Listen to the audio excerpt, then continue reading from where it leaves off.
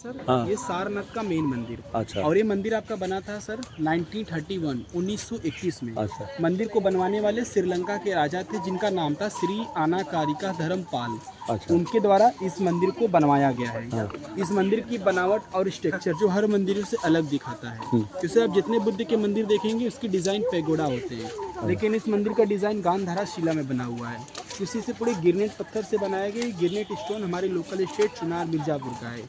वहाँ से स्टोन्स को मंगाकर इस श्रीलंकन गवर्नमेंट के लागत से इस मंदिर का निर्माण कार्य किया गया है। हाँ। मंदिर के अंदर भगवान बुद्ध की एक मूर्ति है जो हाँ। व्हाइट मार्बल पे गोल्ड प्लेटिंग की गई। जो मूर्ति देखने में पूरे सोने का लगता है, गोल्ड का लगता अच्छा है अच्छा। और काफ़ी खूबसूरत है। इसी मंदिर के अंदर हाँ। बुद्धा की ऑल पेंटिंग्स हाँ। जो जापान के दो आर्टिस्ट बनाए हैं, ओशो और नोशो। अच्छा। तो लेफ्ट और राइट के दीवार पे आप उस पेंटिंग को देखेंगे सर, तो उसमें भगवान बुद्ध की पूरी स्टोरीज है, उनके जन्म से लेकर मृत्यु तक उनकी।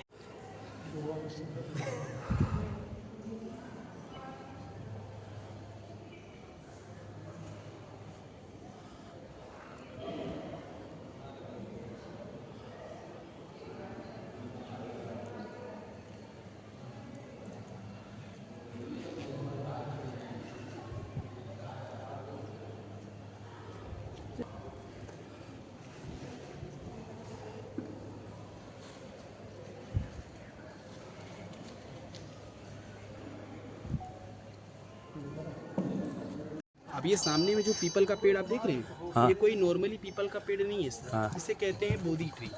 बट आपका जो रियल बोधि ट्री है सर, वो हाँ। बोध गया बिहार में। जिस पीपल पेड़ के नीचे भगवान बुद्ध को ज्ञान प्रचार हुआ था, उसी पीपल पेड़ का एक शाखा राजा सम्राट अशोक की बेटी और बेटे महेंद्र और संघमित्रा श्रीलंका अनुराधापुरम ले गए थे बौद्ध धर्म का प्रचार करने के लिए। अच्छा। और आज भी सेकंड वाला सैपलिंग श्रीलंका के अनुराधापुरम से है।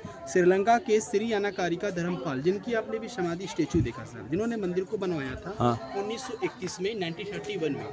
जब मंदिर का निर्माण कार्य हो गया तो इंडिया से श्रीलंका गए, अनुराधापुरम से उन्होंने कटिंग कर एक सैपलिंग लाकर सारनाथ में स्थापित किया, जिसे दुनिया थर्ड ब्रांच के नाम से जानती है। तो फर्स्ट वाला आपका बिहार में जिस पीपल पेड़ के नीचे ज्ञान मिला था, उसका सेकंड वाला ब्रांच आपका श्रीलंका में अनुराधापुरम। हाँ। फिर हमारे अनुराधापुरम से ही सारनाथ में आकर लगाया गया है। इसे अच्छा। बौद्ध धर्म में, हिंदू धर्म में पीपल पेड़ को सबसे पवित्र बताया गया है। पीपल पेड़ के नीचे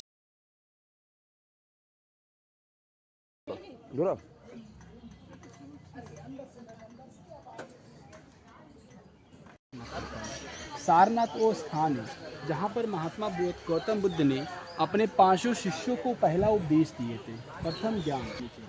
जब भगवान बुद्ध को बोधिसत्वों का ज्ञान प्राप्त हुआ तो भगवान बुद्ध अपने 5 शिष्यों की तलाश में सारनाथ आए। उनका आने का रीज़न ये था कि बुद्धा के जो शिष्य लोग थे वो बुद्धा का साथ छोड़ दिए थे, और छोड़ने का रीज़न ये था कि बुद्धा ने एक लेडीज़ के हाथ से चावल का खीर ग्रहण किया। उनका नाम था सुजाता। तभी जाकर ही भगवान बुद्ध को बोधिसत्व का ज्ञान प्राप्त हुआ। उनके जो शिष्य लोग थे उन्होंने ये कहा कि आप एक छोटी जाति के हाथ से चावल का खीर ग्रहण किए हैं, आप अशुद्ध हो चुके हैं, आपको ज्ञान नहीं प्राप्त हो सकता है। क्योंकि भगवान बुद्ध के समय में जाति पाति चरण सीमा पे होता था, लेकिन वो तो भगवान थे, वो सब चीज़ों को नहीं मानते थे। भगवान बुद्ध जब ज्ञान प्राप्त किए तो भगवान बुद्ध वही चीज़ों को समझाने के लिए ही अपने 5 शिष्यों की तलाश में ऋषि पतन मृगदाय वन में आए। इस जगह का सर नाम था ऋषि पतन। हाँ। ऋषि पतन का अर्थ होता है कि काशी को सबसे पुराना शहर कहा जाता है। काशी के जितने भी ऋषि मुनि होते थे इस जंगल में मेडिटेशंस ध्यान करने के लिए आते थे, हाँ। इसलिए इसे ऋषि पतन कहा गया। मृगदाय हिरणों का जंगल, इस जंगल में बहुत सारे मृग रहते थे, हिरण, हाँ। इसलिए सारनाथ को मृगदाय कहा गया है। अच्छा। और भगवान बुद्ध का पहला मुलाकात हुआ था यहाँ से 500 मीटर चौखंडी स्तूप के पास। रास्ते में आते समय आपको एक स्तूपा दिखने को मिला होगा सर, वो है चौखंडी स्तूप। माना जाता है कि गौतम बुद्ध उसी जगह पर कौंडल्या, बप्पा, भद्या, महानामा और अश्वजित से मिले थे। भगवान बुद्ध तो वहाँ पर अपने शिष्यों से पहला मुलाकात की। मुलाकात करने के बाद भगवान बुद्ध अपने शिष्यों को पहला उपदेश इस जगह पर दिए।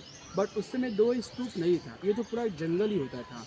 लेकिन जब राजा सम्राट अशोक जी सारनाथ की तरफ आए ना, तो अशोक ने आने के बाद इमेजिंग कर यहाँ पर अशोक स्तंभ और स्तूप को बनवाया है।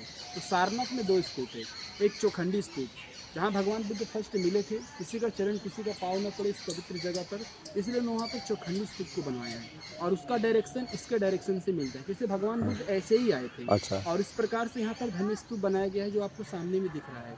माना अच्छा। जाता है कि यही स्तूप है जहाँ भगवान बुद्ध बैठकर अपने 5 शिष्यों को जीवन काल का पहला उपदेश दिए थे। तो उस समय ये स्तूप बना दिया गया राजस्थान। हीनयान के जो लोग होते हैं वो स्तूप का पूजा करते हैं सर। महायान के जो लोग होते हैं वो भगवान बुद्ध के मूर्ति का पूजा करते हैं। अच्छा। लेकिन भगवान बुद्ध जो थे वो सिद्ध पुरुष थे। उन्होंने एक शब्द कहा, मेरे भी या कोई स्तूप बनाकर पूजा मत करिएगा, क्योंकि मैं कोई भगवान नहीं हूँ, मैं एक मार्गदर्शक हूँ। मैं हुँ। लोगों को एक मार्ग दिखाता हूँ, उस हाँ। मार्ग पे लोगों को चलना होता है। अच्छा, लेकिन अच्छा। बुद्ध भगवान के जो शिष्य लोग थे वो हाँ। भगवान